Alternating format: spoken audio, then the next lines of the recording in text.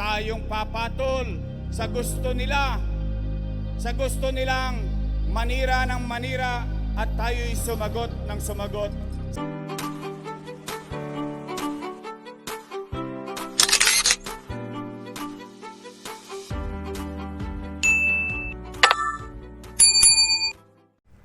Welcome back sa aking YouTube channel, Jeremy's TV, Manila.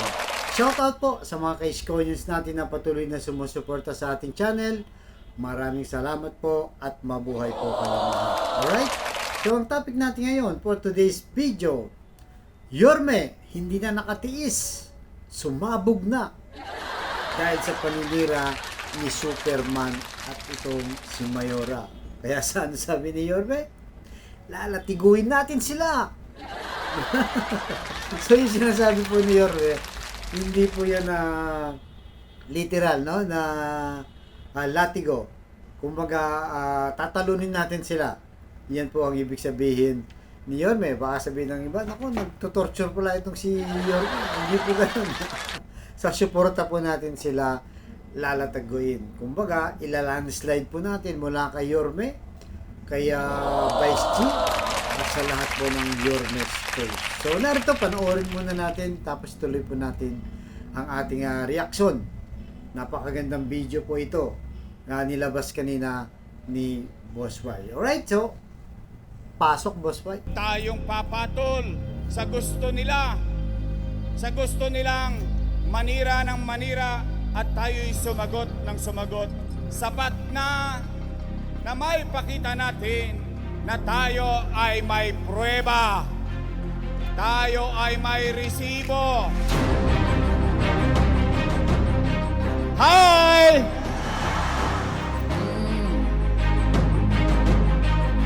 Ngayong araw, ngayong umaga, makikita natin ang puwersa ng kaagapay.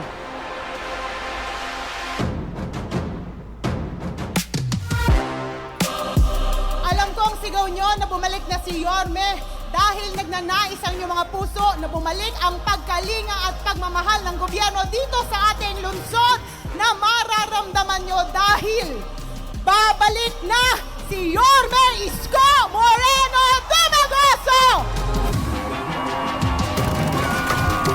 Ngayon, tayo na ang pinakamasama sa mata nila. Ipakikita natin kung paano lalatiguhin ng kaagapay ng Maynila ang mga taong yun. Handa na ba kayong bumalik? Babalik na ba tayo? Gigil na ba kayo?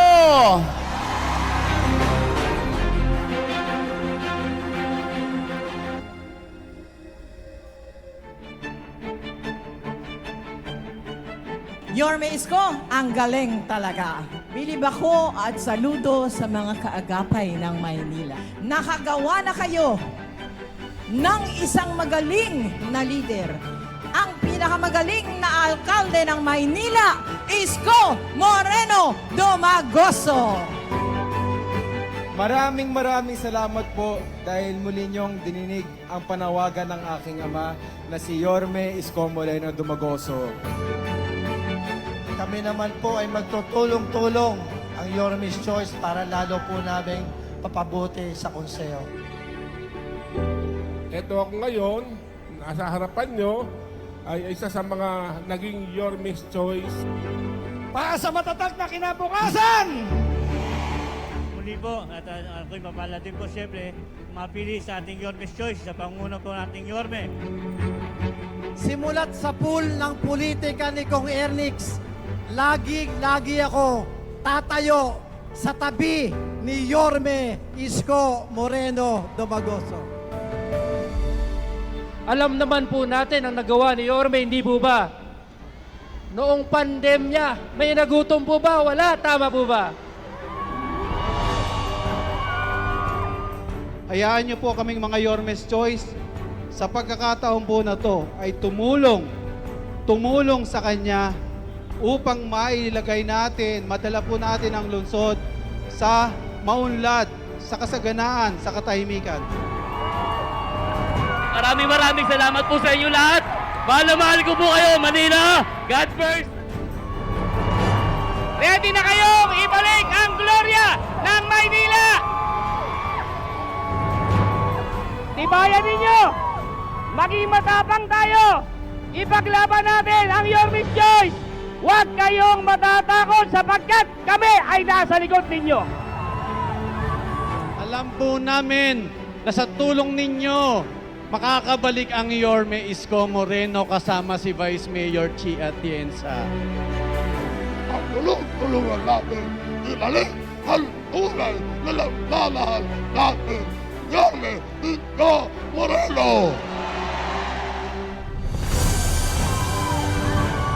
Mapalad din po ang Yorme's Choice dahil po napakagaling ninyo. Batid po namin ang pagkakaisa ninyo at higit sa lahat ang katapatan po ng kaagapay. Kaya kung balang araw, maghahanap kayo ng vice alkalde, maghanap kayo ng isang tao na tatayuan kayo. Kaagapay! Samahan nyo kami ni Chi Atienza, ni Congressman Nernix, at lahat ng Yorme's Choice. Kompleto na yan. Ang binigay ko sa inyo'y pakbet. Handa na ba tayo na ipaglaban ang pagbabalik ni Yorme Isko?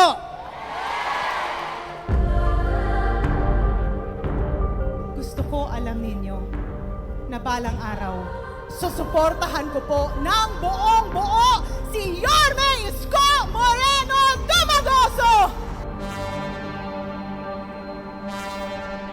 Mga kaagapay, nananabik na ba kayo na mabalik ang kalinisan sa lungsod ng Maynila?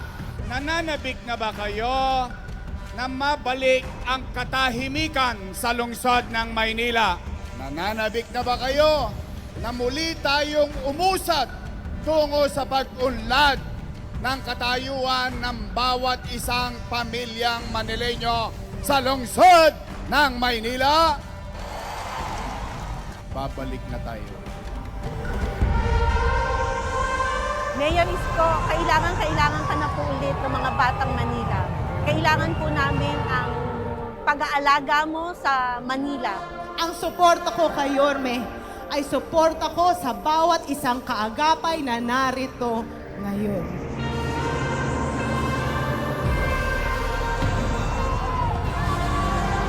Kaagapay, Yorme's Choice ba tayo sa puso nyo?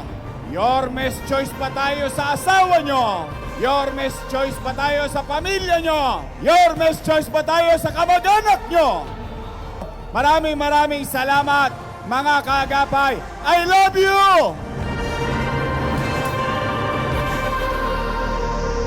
Pagpalain nawa kayo ng pong may kabal. Manila! Manila! Manila! Manila! Manila! Manila! Manila! Manila! Manila! God first. Thank you very much. Manila! God bless! Oh, diba? Ang galing, no? Ang galing po ng video. Talagang energetic, no? Ang ganda po ng mga sinabi nila, lalo na itong si Boss Y. Anong sabi ni Boss Y? Huwag tayong papatol. Sabi niya, sa mga napaninira nila. Diba? Sapat na ang pruweba. Sapat na ang resibo. Totoo naman po yun, no? Talaga namang sapat na. Ito po talaga ang ating pinanglalaban, no? Pinangangalandakan. Kaya nga tayo proud na Iskoyans dahil sa mga ginawang legacy ni Yorme na kung saan ito yung wala sa kina Superman at kay Mayora, no? Talagang itong si Superman, ngayon pa lang, nagpapakilala pa lang. Pero iba na ang angas. Di ba? Ano mga pinagsasabi niya, puro paninira. Manila, not for sale. Kala mo naman, kaya ibenta ang buong Maynila at binlag na po natin regarding sa mga property na ibenta. Napakalinaw po, no, sa nanood sa ating vlog. Napakalinaw ng paliwanag ni Boss Y. 'Di ba? Lalo na yung Divisoria Mall, no, na talagang yun ang pinakabinabato kay Yorme. 'Di ba? At saka yung mga ibang property. Aanin mo nga naman yung property ng gobyerno kung bulok na, hindi na kumikita, nalulugi na. Anong gagawin mo dun?